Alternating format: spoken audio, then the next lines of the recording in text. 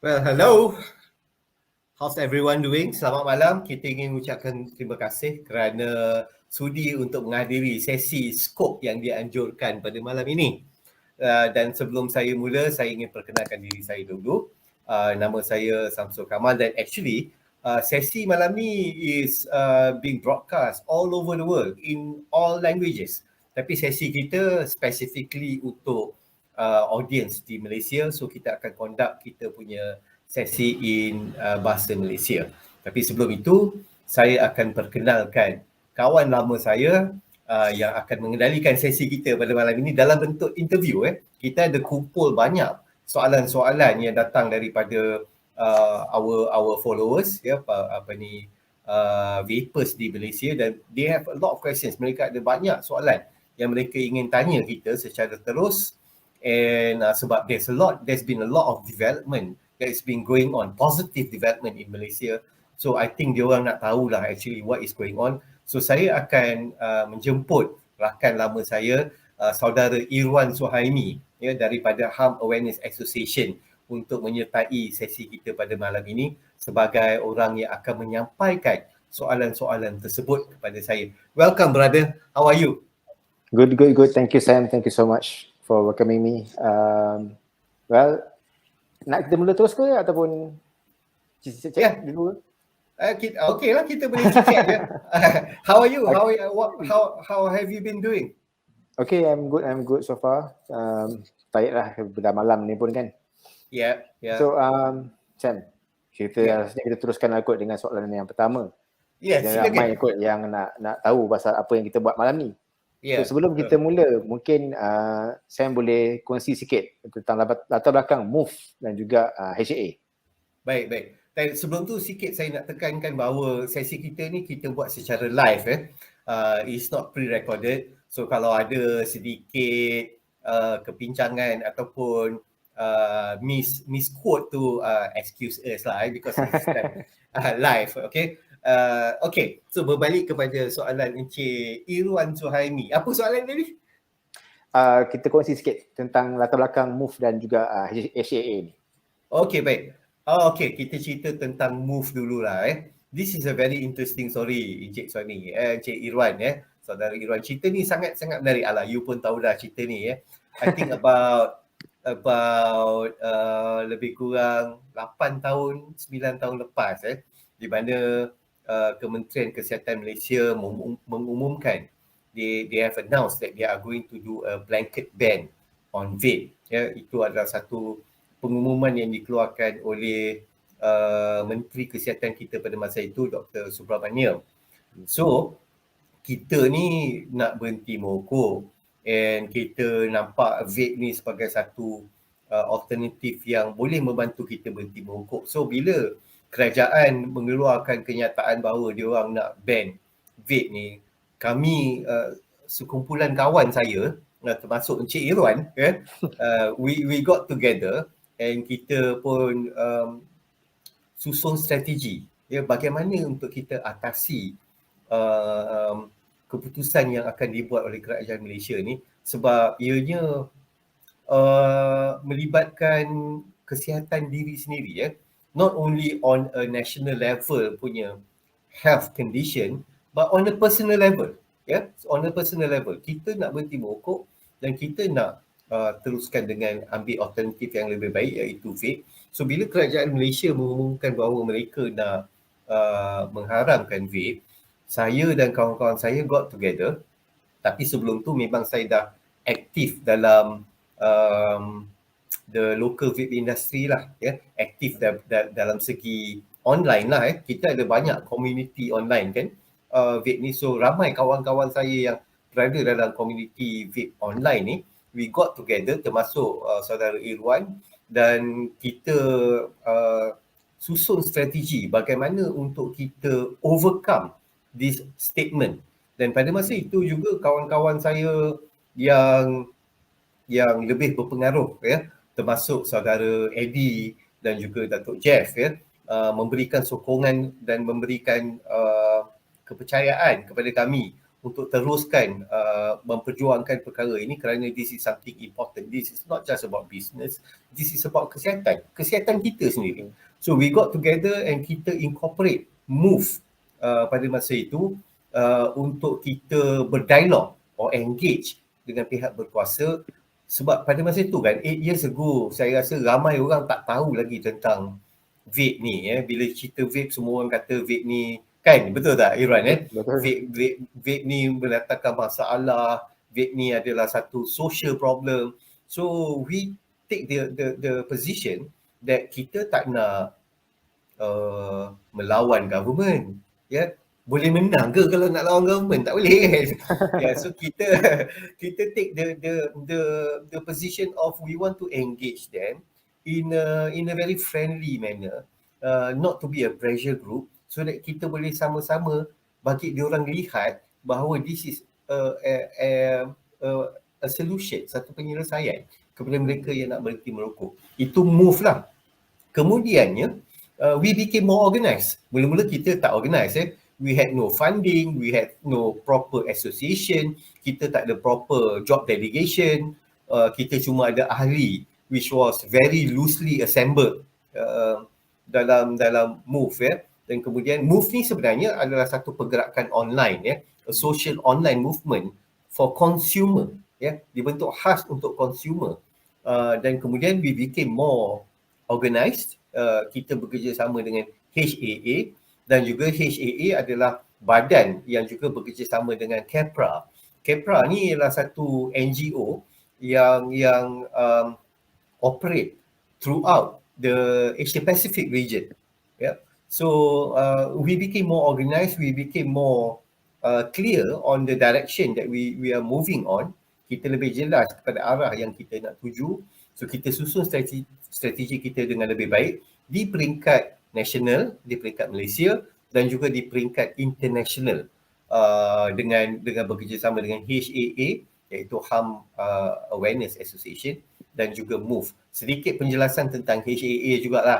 HAA is a more spektrum dia lebih broad daripada segi harm awareness, termasuklah environment dan sebagainya. MOVE lebih khusus kepada tobacco harm reduction. HAA lebih kepada harm reduction as a whole, tetapi MOVE lebih kepada tobacco harm reduction, dan pergerakan kita lebih kepada online. So we have about 60,000 ahli yang dah jadi ahli di Facebook kita di online lah. So basically itu sedikit sebanyak, tapi banyak lagi cerita yang interesting dalam penubuhan MOVE ni, as you know kan.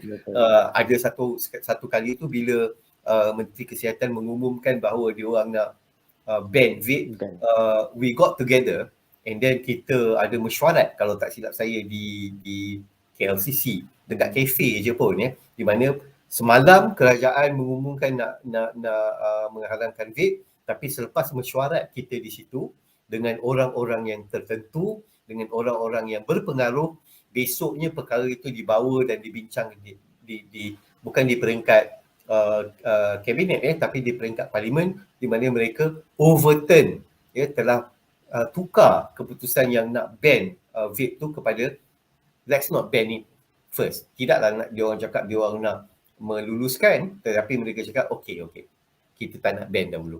So ini semua adalah usaha-usaha yang kita lakukan, saya dan kawan-kawan saya, a whole group of people yang datangnya daripada kumpulan vapor, kumpulan profesional, kumpulan yang berpengaruh.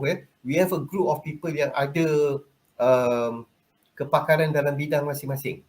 Kita ada orang yang pakar dalam tobacco harm reduction, kita ada pakar orang yang dalam undang-undang yang terlibatkan tobacco control, kita ada orang yang pakar dalam bidang pembuatan, kita ada orang yang pakar dalam advocacy. So now we are very organised lah. So basically itu sedikit sebanyak cerita tentang MOVE dan HAA dan latar belakangnya. So MOVE ni dah di-incorporate saya rasa hampir 9 tahun dah.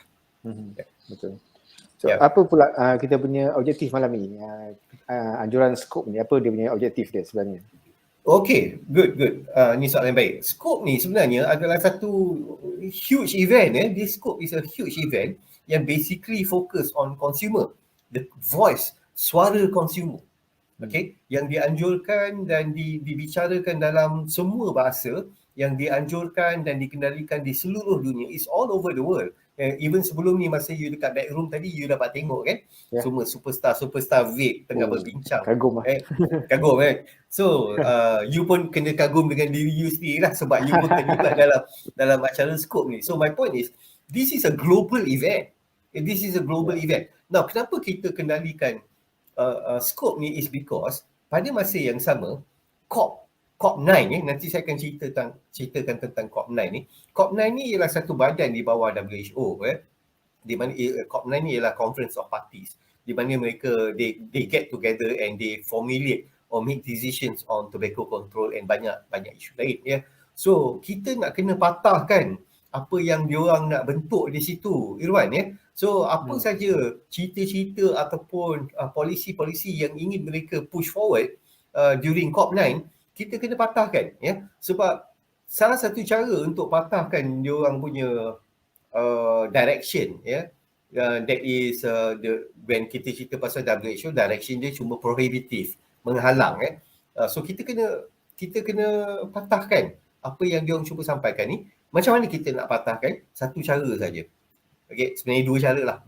Satu is the volume suara kita. Our voice cannot be stopped sebab kita diwakili oleh berbilion vapers seluruh dunia ni So even though diorang ni bureaucrats, diorang ni datang daripada badan institusi WHO, SDTC semua ini, tapi pada pendapat saya kita ada dua kekuatan. Nombor satu, we have the voice. We have the volume of voice yang mewakili pengguna, yang saya rasa mereka tak boleh dengan senang-senangnya, lenangnya nak keep us quiet. They cannot keep us quiet. Dan nombor dua, we have the science behind us. Kita ada fakta yang menyokong kita.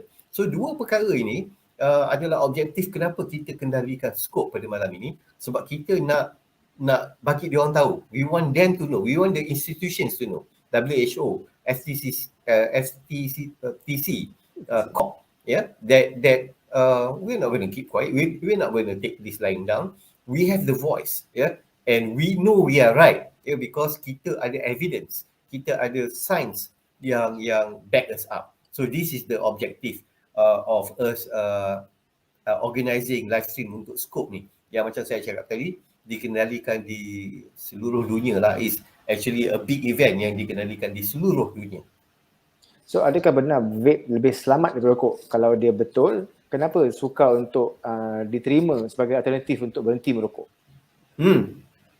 Inilah soalan yang selalu ditanya daripada dululah Kalau dulu kan Encik Irwan bila dia orang tanya kita soalan ni, susah kita nak jawab sebab there is no empirical evidence, tak ada scientific data untuk menyokong kita. There's no data to back us up, betul tak? Jadi sebelum tu saya nak tanya, Encik Irwan dulu merokok ke? Merokok. Kuat sekarang lah. Kuat merokok dulu kuat. So sekarang kita dah balik pada kita tahu fakta yang vape tu lebih selamat kan, bila kita cuba. Dan benda tu kita boleh rasa sendiri perbezaan rokok dengan alternatif merokok ni. Okay, bermaksud you dulu merokok, sekarang you dah tak merokok? Tak merokok, tukar pada vape dan juga heat or burn punya produk. Okay, so you are a vapor lah sekarang ni? Ya, full time. Boleh saya full time vapor. Boleh saya katakan selepas you vape, you dah berhenti merokok. Can I say that? Ya. Boleh sebab tak tentu rokok lah sama vape dia kan. Okay, so kita nampak lah benda ni memang boleh membantu kita untuk berhenti merokok kan.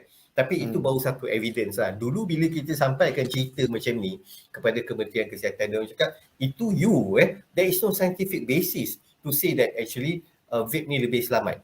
Sekarang, saya nak ambil masa sikit untuk sampaikan kepada saudara Irwan data-data yang memang dah banyak dah dalam dunia ni, dan saya akan petik satu persatu. So give me some time sedikit di sini because all this data is very very important.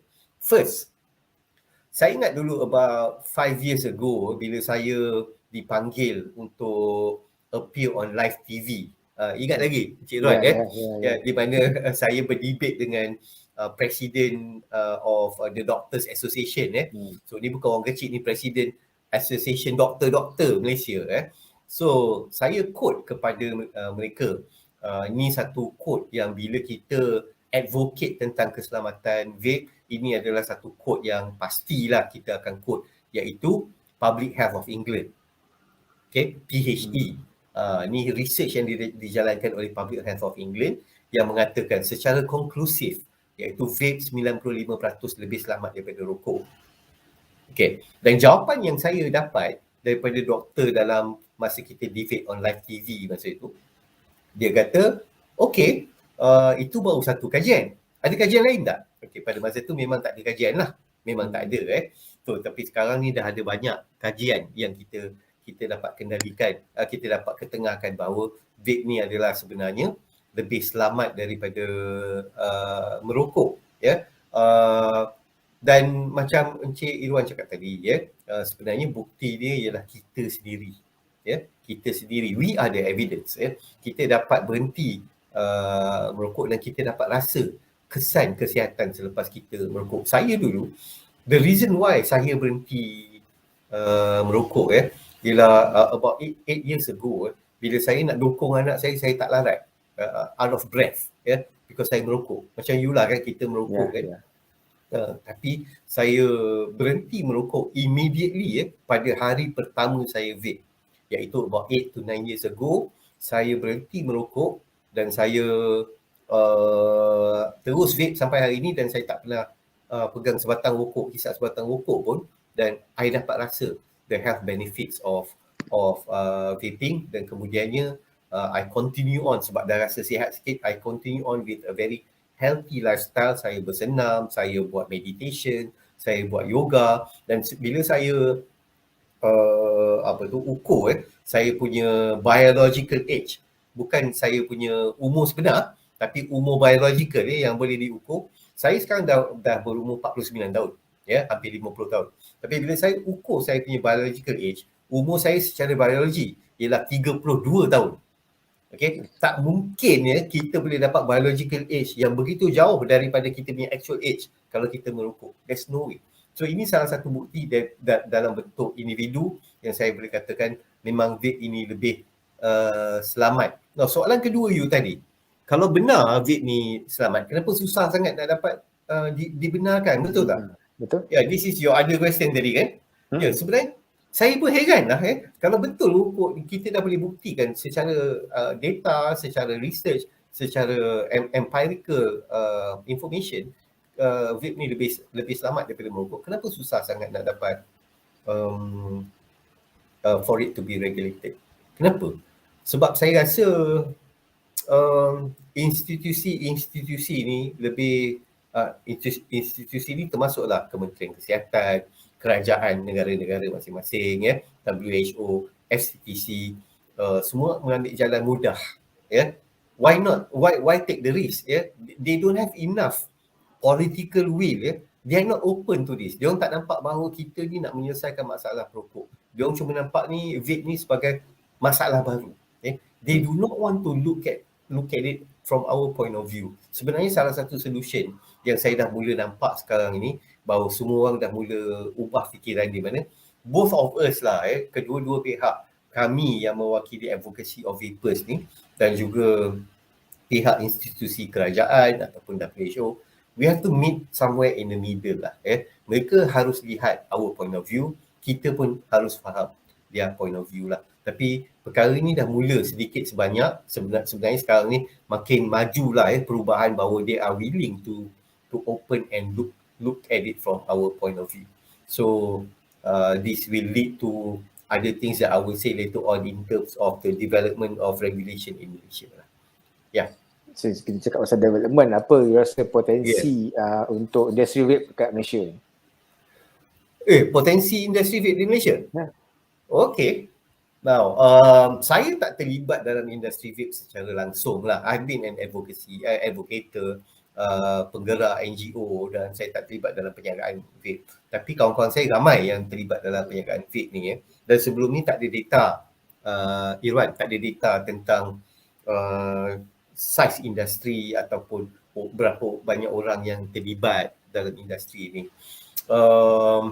Yang sekarang dah ada data, there are data that shows that industri Malaysia sekarang ini is a $2 billion industry, 2 bilion ringgit punya industri sekarang ni, tanpa sokongan kerajaan, dengan tekanan yang diberikan oleh pihak-pihak tertentu, dengan funding yang masuk daripada luar negara untuk menentukan vape ni terus diharamkan, dengan tekanan yang diberikan, tanpa apa bentuk sokongan pun, budak-budak kita ni mampu membentuk industri ni untuk menjadi industri yang bernilai 2 bilion ringgit.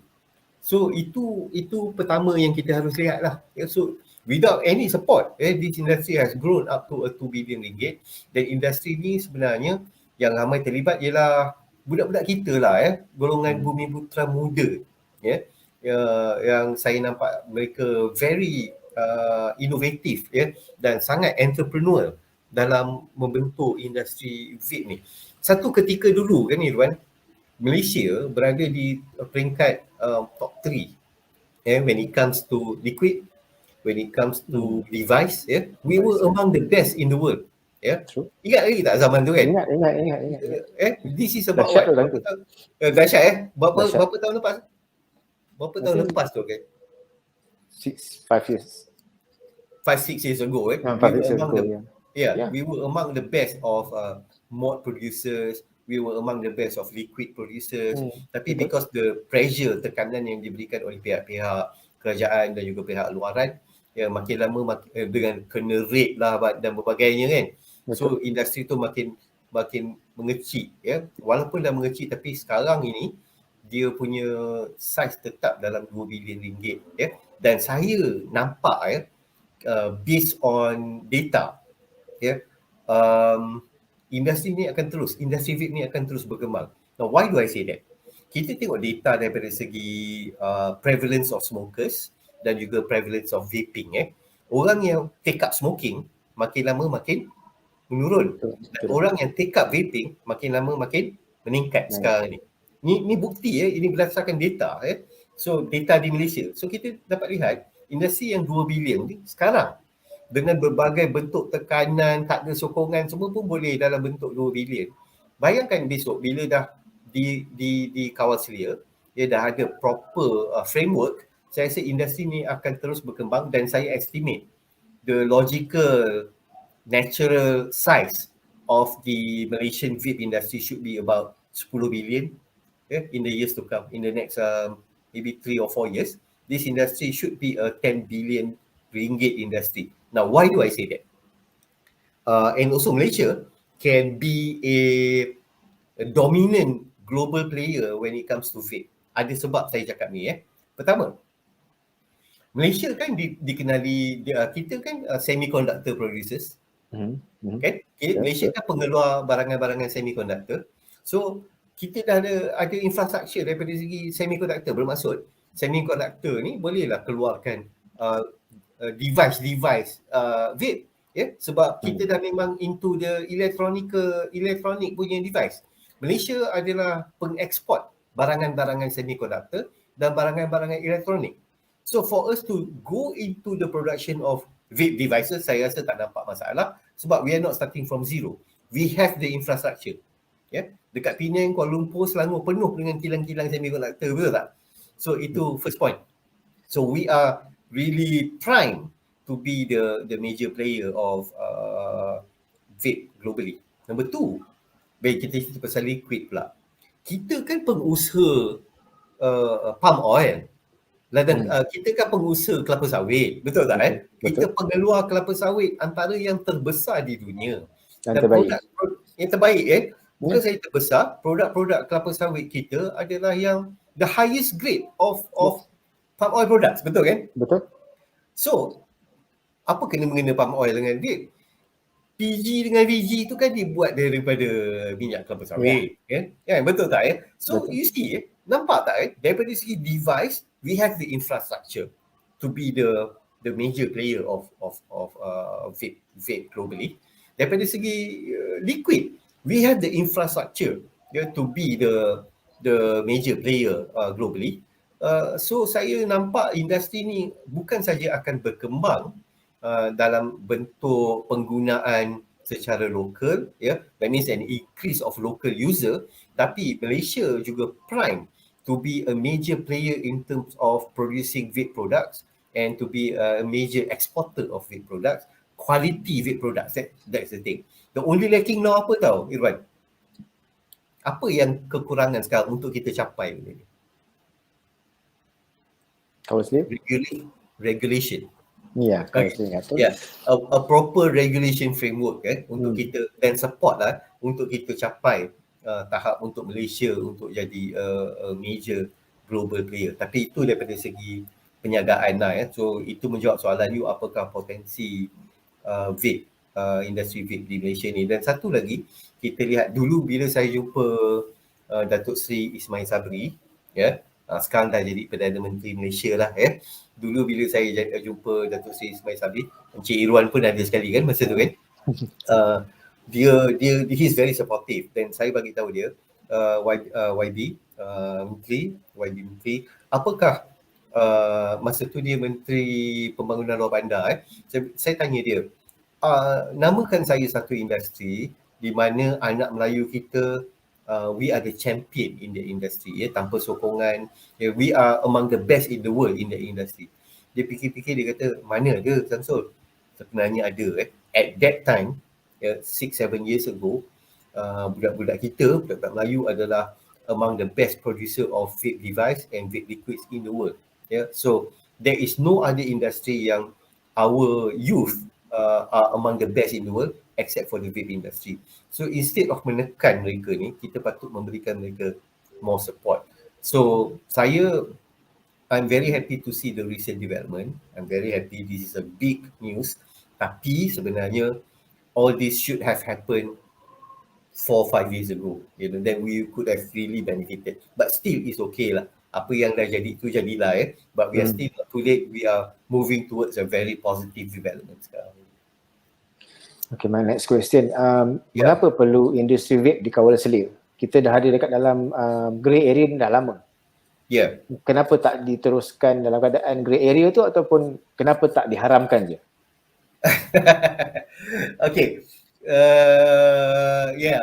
Ada orang tanya soalan ni Ada orang tanya Okay, saya rasa sebab mungkinlah setengah-setengah producer, pengusaha, peniaga lebih suka dalam keadaan grey ni sebab mereka boleh terus menyaga tetapi kan tanpa a proper regulation kawal selia, kalau you sebagai seorang peniaga kan sentiasa rasa tak senang. How are you going to expand your business kalau tak ada proper regulation framework? Takut betul tak tak tahu bila nak kena rate and then you nak invest, kata nak expand your business, berani tak you letak more investment to expand your business because there is no proper, it's not a proper business, it's an illegal business, dia satu perniagaan yang tak sah, yang haram So itu daripada segi perniagaan lah.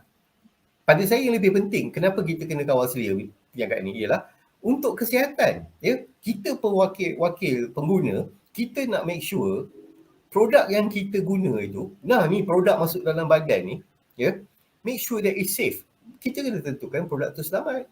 Kita kena tentukan produk itu diuji. Kita kena tentukan produk itu dibuat dengan cara yang betul. Kilang yang manufacture produk-produk ni mempunyai satu piawaian yang baik. Because this is a product that goes into your body. So inilah sebab mengapa ianya harus dikawal selia. Kalau nak terus grey pun saya rasa susah lah. Ataupun kalau nak haramkan lagi lah tak boleh sebab saya rasa ini adalah satu perkara yang melibatkan kesihatan they cannot take that right away from us Let us decide sama ada kita nak menggunakan vape atau tidak, itu adalah keputusan kita janganlah keputusan ini diambil, don't take away these rights away from us untuk menentukan kita nak vape atau tidak. Kalau anda tak nak vape, anda rasa vape ni tak baik, it's okay, tapi don't take that rights away from us dalam bentuk polisi, dalam bentuk undang-undang So this is why it's very important for this industry to be regulated, terutamanya untuk consumer. Sebab barang ni masuk dalam badan. Macam satu kawan saya selalu kata, Racun rumput pun ada alamat diletak di dalam botol, dekat botol racun rumput. Mengapa produk-produk vape tak ada alamat untuk dikenal pasti siapa manufacturer dia? Ni barang masuk dalam badan ni kan. So this is why we need to regulate. Kalau kata tak nak regulate, then illicit produk akan terus berleluasa, barangan-barangan underground, illicit produk, black market, yang produk yang tak dapat ditentukan sama ada ini selamat atau tidak. Dia orang buat kat belakang dapur, dia orang buat dekat bawah tangga. So I think this is not what we want for the industry, from the consumer point of view. We want a product that is tested, we want a product that is safe, we want a product that is manufactured properly. Kita nak ada a proper regulation framework daripada segi manufacturing, kita nak ada proper framework daripada segi distribution, kita nak ada proper framework daripada segi retailing, kita nak ada proper framework daripada segi consumer usage, bermaksud the do's and don'ts. Sekarang ni kalau kata saya nak vape dalam bangunan pun, ada ke undang-undang kata tak boleh vape dalam bangunan? Tak ada. Dalam undang-undang kita ada kata tak boleh merokok dalam bangunan.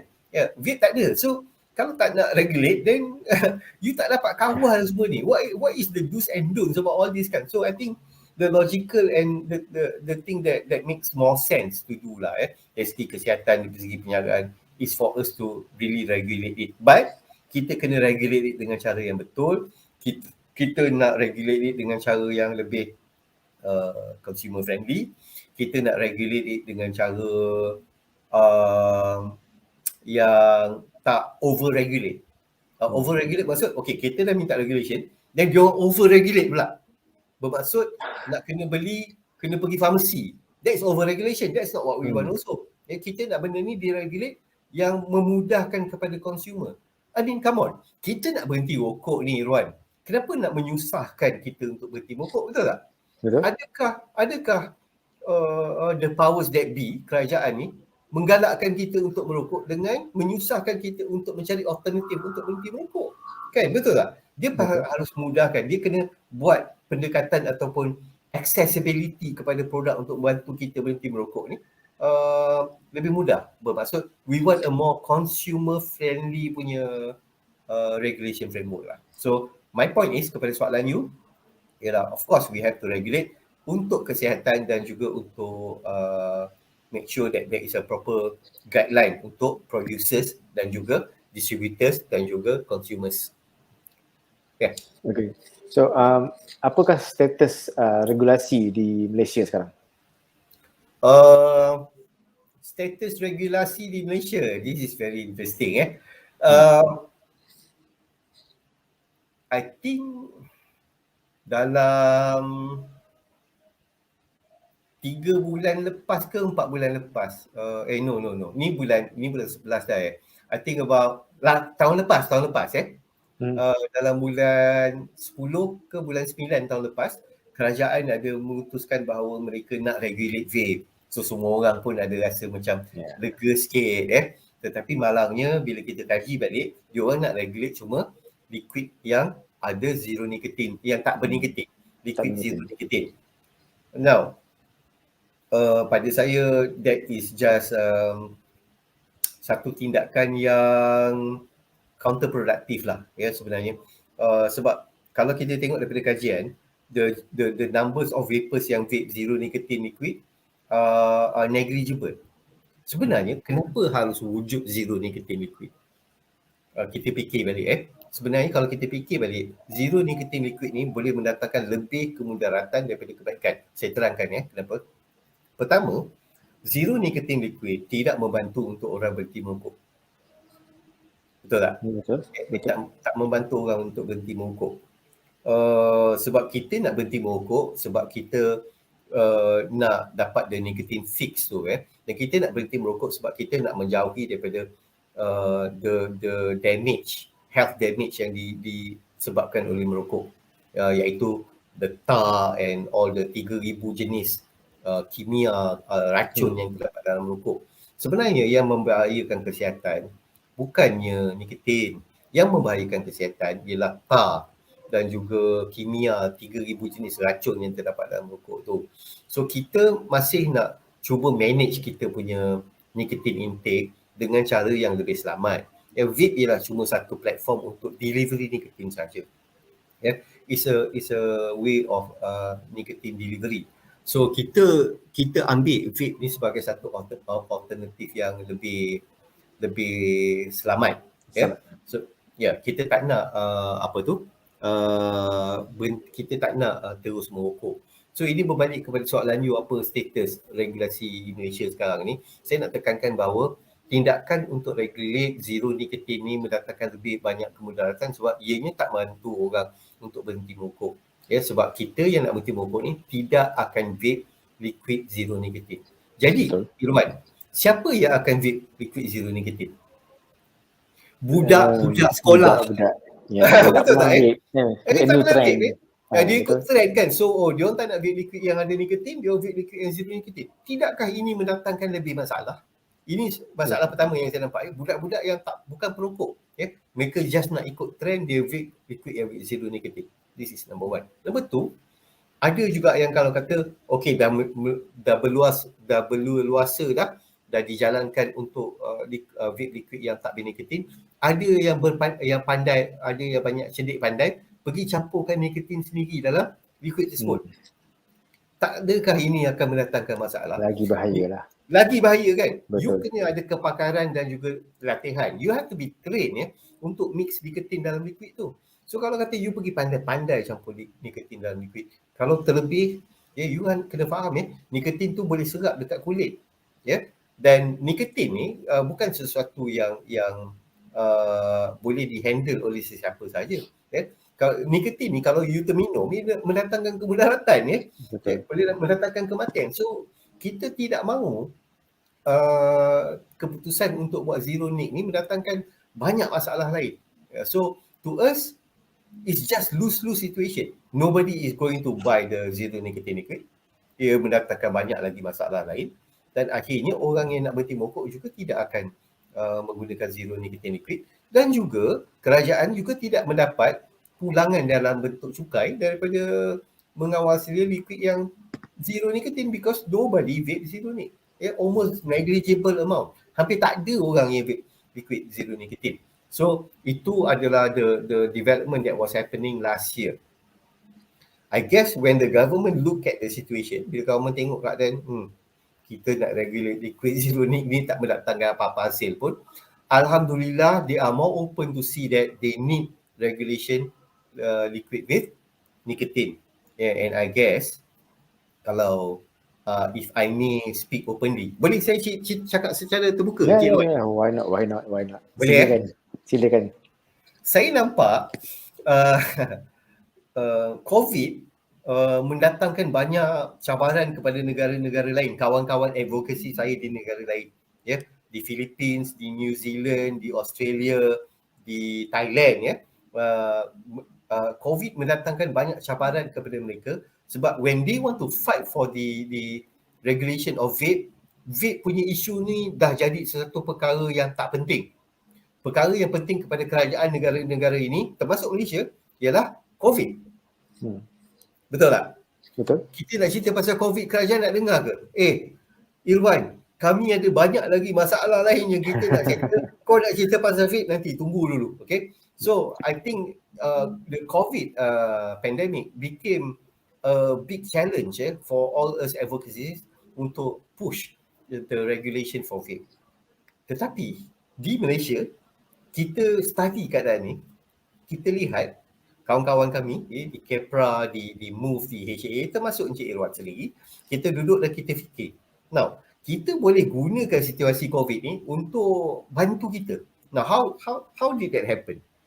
Kita lihat bahawa dalam keadaan COVID, ia menjejaskan ekonomi, betul tak? Ekonomi negara terjejas. Kemudian, bila ekonomi negara terjejas, kita selama ni kita pergi jumpa Kementerian Kesihatan.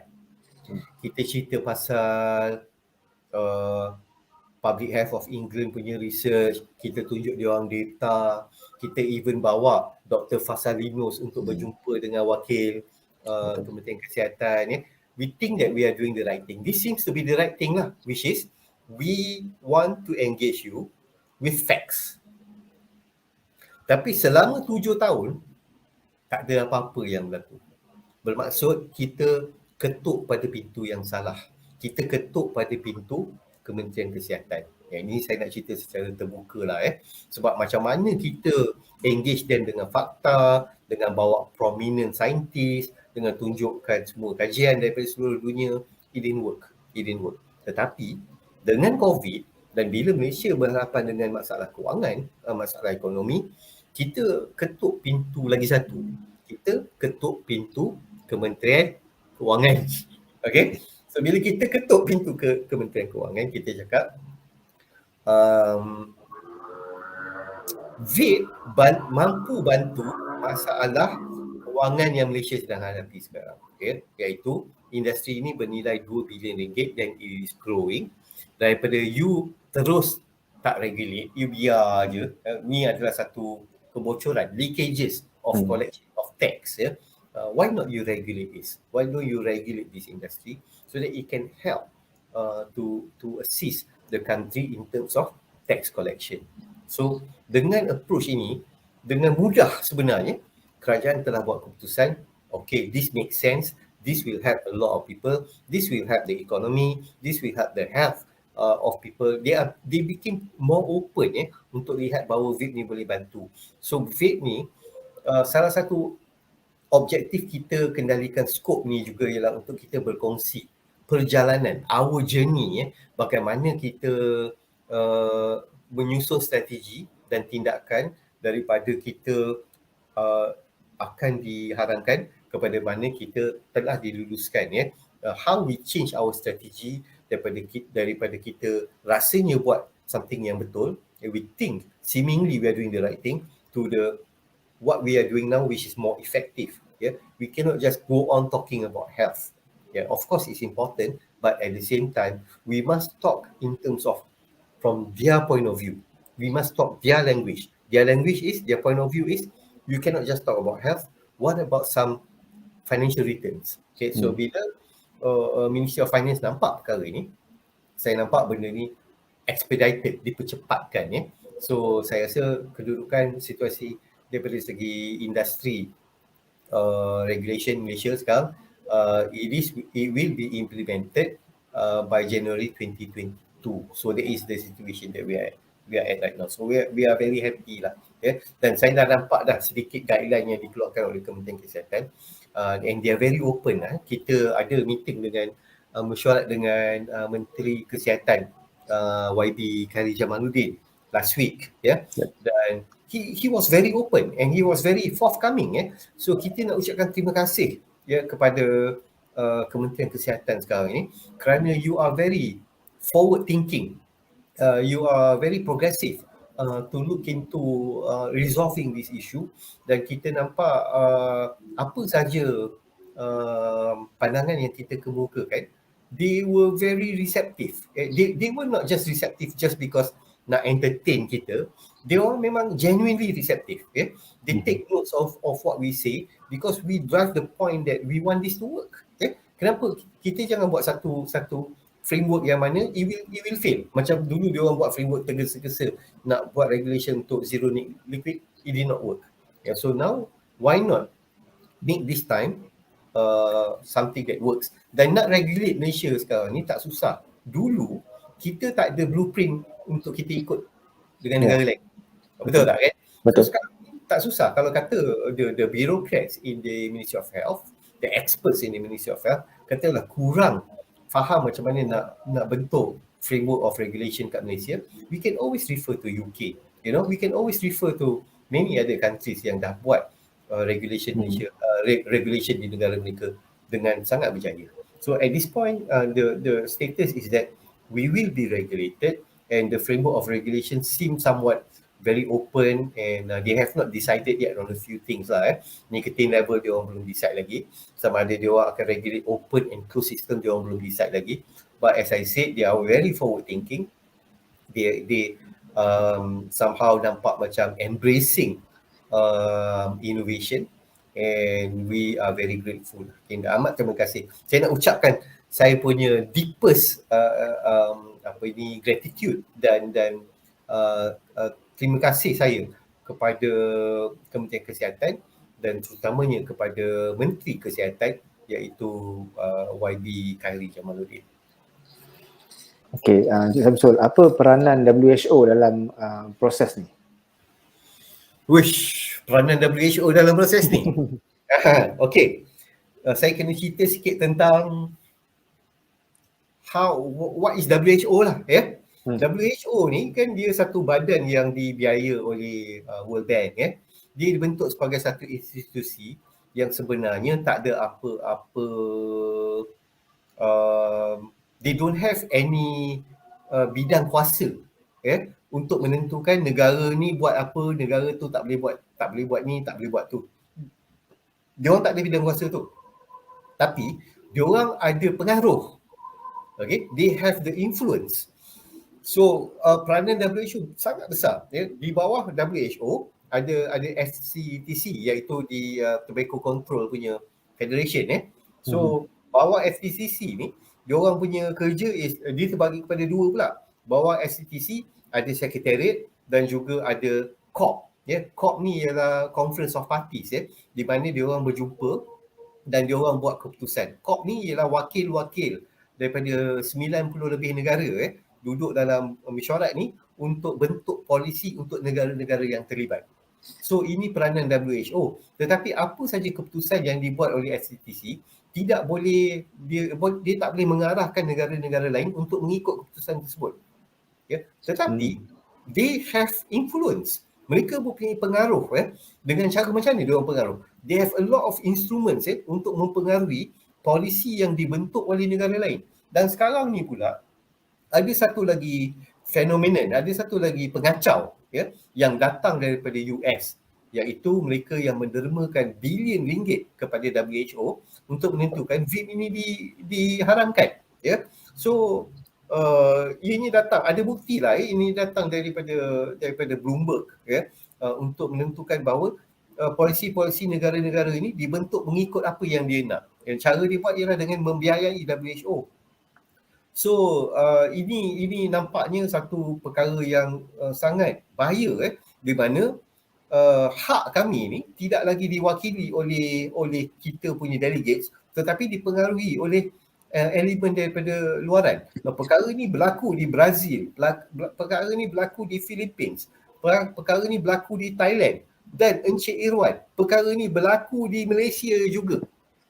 Okey, berbilion ringgit diberikan kepada institusi, kepada universiti untuk mengeluarkan kajian-kajian yang untuk menunjukkan bahawa vape ni memudaratkan kesihatan, kajian-kajian yang tak berasaskan apa-apa scientific reasoning langsung tetapi cuma untuk mencapai satu objektif, iaitu untuk membentuk satu persepsi bahawa vape ni memudaratkan kesihatan.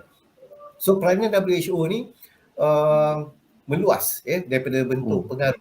Dan kalau katalah Encik Irwan adalah seorang health professional dalam Kementerian Kesihatan, katalah you adalah kita punya Director General of Health dalam Kementerian Kesihatan, you will always look at WHO sebagai guideline.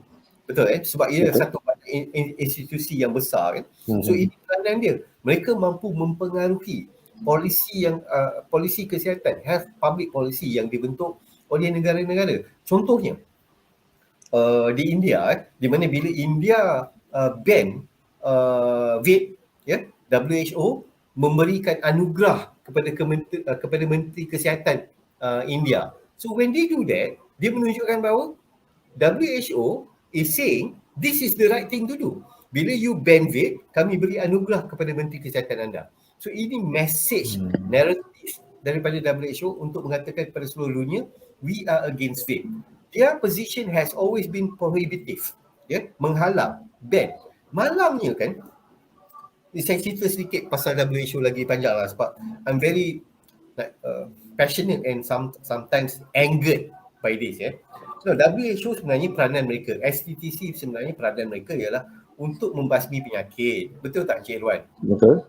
Peranan utama WHO ialah untuk membasmi penyakit, the eradication of disease, terutamanya non-communicable disease termasuk sakit jantung, kanser, sakit respiratory. Ini tugas dia, ini tugas mereka. This is the work of WHO. Ya, dan penyakit-penyakit ini disebabkan oleh rokok. Ya, no, bila ada satu alternatif yang boleh membuatkan orang berhenti merokok dan juga boleh menurunkan kadar-kadar non-communicable disease seperti sakit jantung, kanser dan sakit respiratory ini, why not WHO take a more open view and be more receptive dalam segi why not kita tengok vape ni boleh tak bantu untuk orang menyelesaikan masalah ni, because this is their responsibility. WHO punya responsibility ialah untuk mengurangkan penyakit-penyakit ini, dan kalau ada satu penyelesaian, why not they are more open to see how this alternative boleh membantu untuk mengurangkan penyakit-penyakit ini. Why not? Where else they are only taking the position of prohibitive. Halang, halang, halang. Ban, ban, ban. I don't understand why they are taking this stand. In fact, kalau you tengok dalam dia punya direktif FCTC punya direktif 1 bracket D, satu kurungan D dalam direktif FCTC mengatakan bahawa they have to embrace tobacco harm reduction. Mereka harus embrace, harus look into tobacco harm reduction sebagai salah satu penyelesaian kepada non-communicable disease. Ini dalam direktif dia. But operatively, they are not doing that. Secara praktikal, mereka tak lakukan. Mereka cuma take into the action of prohibition. Prohibition. Nah, apa masalah dengan prohibition? Kita dah tengok banyak masalah terutamanya kalau ikut India, where they ban vape. Banyak negara lain ada data menunjukkan when you prohibit, what happens? Kadar smokers naik dan juga kadar illicit produk untuk vape naik. So kadar penyakit orang yang ada non-communicable disease naik. So this is prohibition is not helping. Dah ada bukti menunjukkan. So I just don't understand kenapa WHO terus memainkan peranan untuk be very prohibitive. Kalau they just take a more open stance untuk melihat bahawa if their responsibility is to make sure that they eradicate ataupun mengurangkan masalah jantung, masalah kanser, masalah respiratory, if this is genuinely their objective, why not at least sekurang-kurangnya consider lah alternatif yang mungkin boleh membantu. Betul tak Encik Irwan? Betul. Dia keep prohibiting. So I don't understand why. Sebenarnya I tahu why. Actually I tahu. You nak tahu Encik Irwan why they are that? Because they've been funded by the wrong people. They said information that is misleading, that is not based on science, and they have been funded by the people who are just against faith. So kita dapat lihat WHO, SCDC can be seen, perceived, or based on their action to be very anti-tobacco harm reduction, to be perceived as a very anti-innovation. They are sangat anti-innovation. If they are not anti-innovation, if they are pro-innovation, they should at least be open about the solution about vaping untuk quit smoking.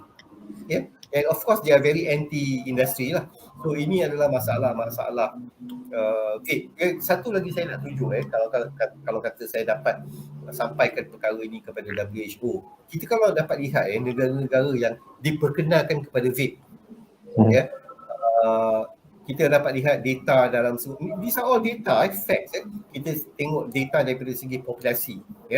Bila vape diperkenalkan kepada negara itu, kita dapat lihat jumlah perokok turun dan jumlah vapers naik. Itu daripada segi populasi. Daripada segi data pasaran, kita dapat lihat bila vape diperkenalkan kepada negara itu, kita dapat lihat bahawa jumlah jualan rokok turun dan jualan produk vape naik. So we have seen that, and of course there's so many research yang menunjukkan bahawa vape lebih selamat daripada rokok. I just don't understand sampai sekarang kenapa WHO takes a very prohibitive, very anti-harm, tobacco harm reduction stance, very anti-innovation stance. I just don't get it. Satu lagi soalan yang saya disampaikan oleh viewers Encik Irwan. Satu soalan lagi. Yang ni mungkin belum ada dalam list you, tapi ini disampaikan oleh viewers. Saya bacakan soalan ni. Dia kata, adakah ada bukti tak bahawa vape mampu membantu seseorang itu berhenti merokok? Ada bukti tak? Okay. So, saya nak ambil soalan ni dan saya nak terangkan secara fakta. Now, soalan ni selalu ditanya oleh Kementerian Kesihatan dan juga semua institusi ya. Bila kita berhadapan dengan mereka yang latar belakangnya doktor ataupun medical professionals, they will ask, okay, you're talking about PHE punya research, but ada ke bukti yang mampu bantu orang berhenti merokok? Dulu kita tak ada fakta ni, sekarang kita ada fakta ni. Saya akan bacakan sebab this is important ni. Now, antara tahun 2006 hingga tahun 2018, kajian ni dijalankan daripada tahun 2006 hingga tahun 2018 kepada 18,929 responden, hampir 19,000 responden Dijalankan kajian ni dijalankan ke atas 19,000 perokok yang ingin berhenti merokok dan menggunakan vape. Okay? So dalam 19,000 orang yang nak berhenti merokok ni dan menggunakan vape, 95% daripada mereka mampu berhenti merokok. Saya ulang balik kajian yang dijalankan bukan untuk jangka masa yang pendek, tapi jangka masa yang sangat panjang daripada tahun 2006 sampai 2018. Di ke atas hampir 19,000 responden iaitu perokok, mereka ingin berhenti merokok, mereka menggunakan vape. 95% daripada mereka mampu berhenti merokok. Itu tak cukup bukti ke bahawa vape boleh berhenti merokok?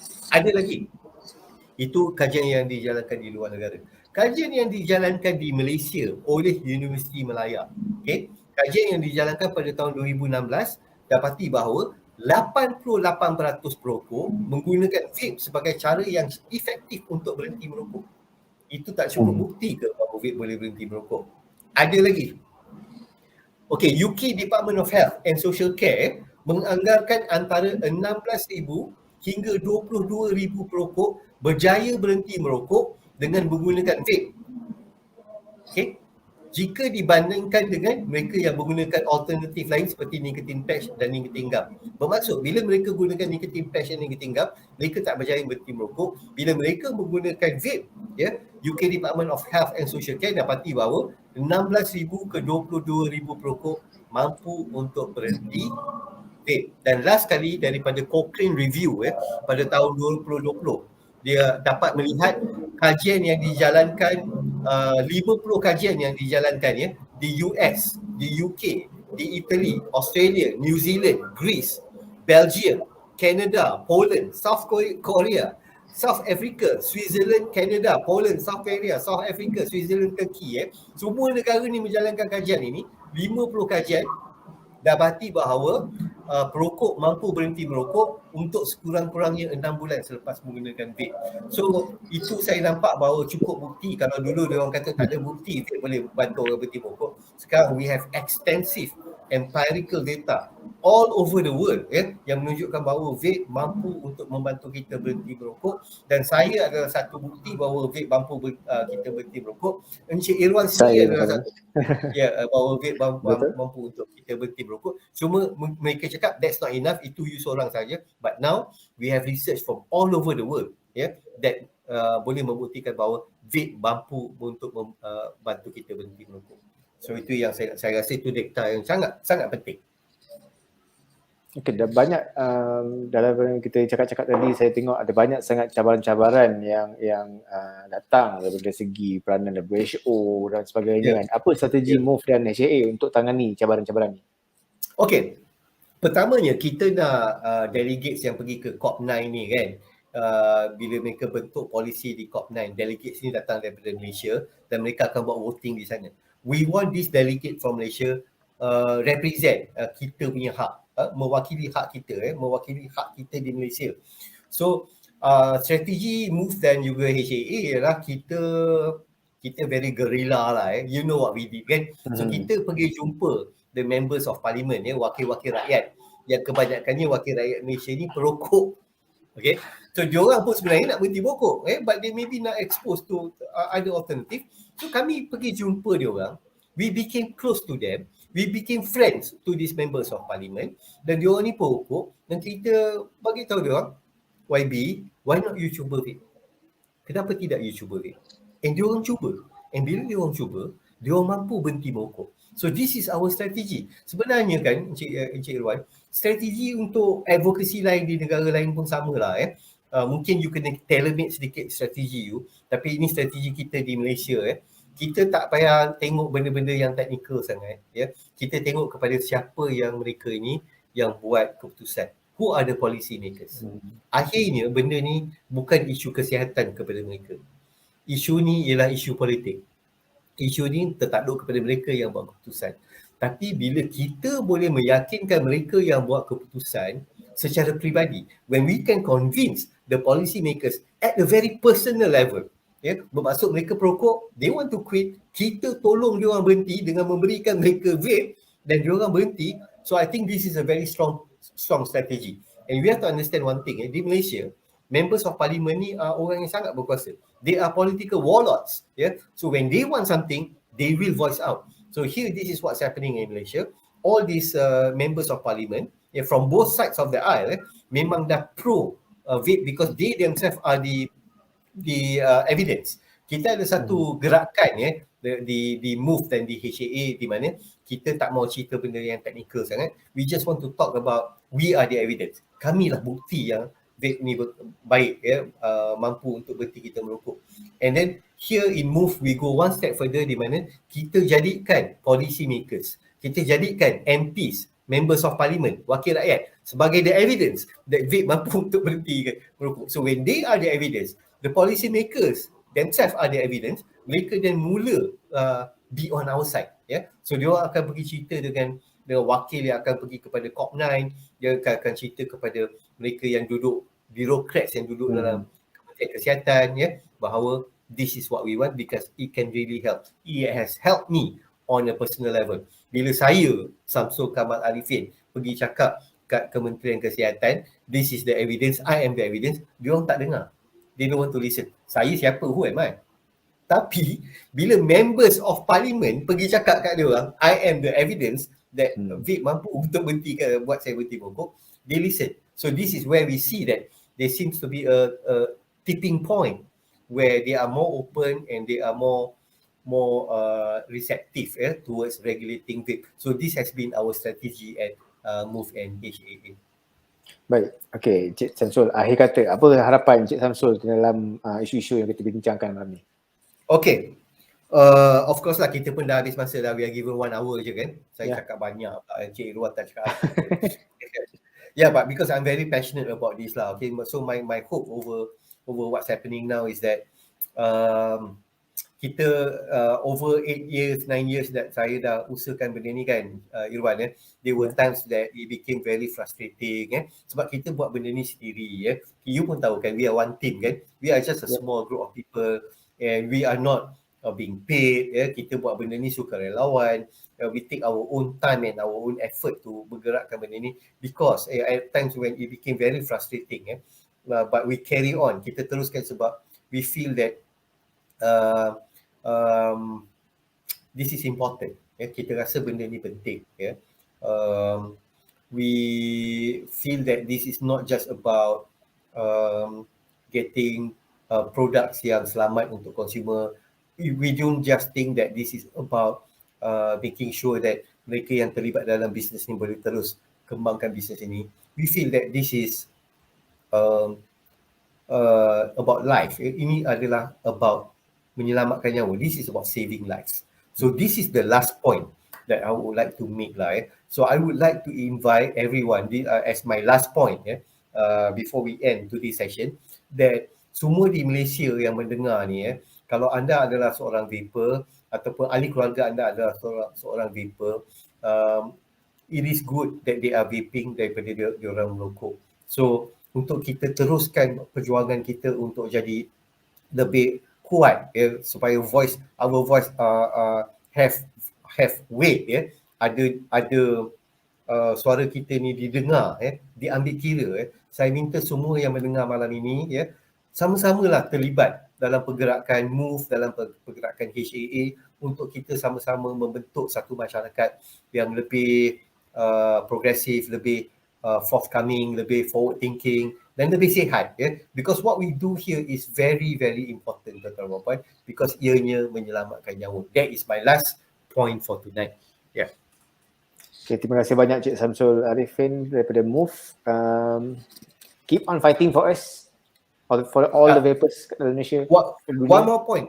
One more point. It is just not about me, Encik Irwan. Ini bukan saya seorang saja. Pergerakan ini adalah disokong oleh Encik Irwan sendiri dan juga ratusan kawan-kawan di belakang. Saya ni cuma, I'm just a face that voice out what the message that is coming from thousands of people behind me. I'm just the face, just the voice. Tapi sebenarnya kami disokong oleh ribuan orang yang datang daripada golongan profesional, golongan vapers, golongan yang tahu, they know what they are doing. So keep on supporting us, and that's the best way for us to move forward lah.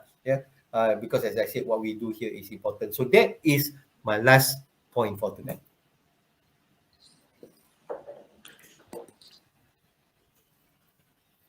Okay. So dengan itu saya rasa kita akhiri sesi kita pada malam ini. Saya ingin ucapkan terima kasih kepada semua yang sudi untuk mendengar kita punya sesi. I think we've been very passionate about delivering our points. Saya ingin mengucapkan terima kasih kepada Encik Irwan Suhaimi daripada Harm Awareness Association. Thank you very much. So I think that's all. Again, I would like to wish everyone a very good night. Assalamualaikum dan kekal sihat dan jaga SOP. Sekian, terima kasih. Thank you very much. Good night. Yeah, good night.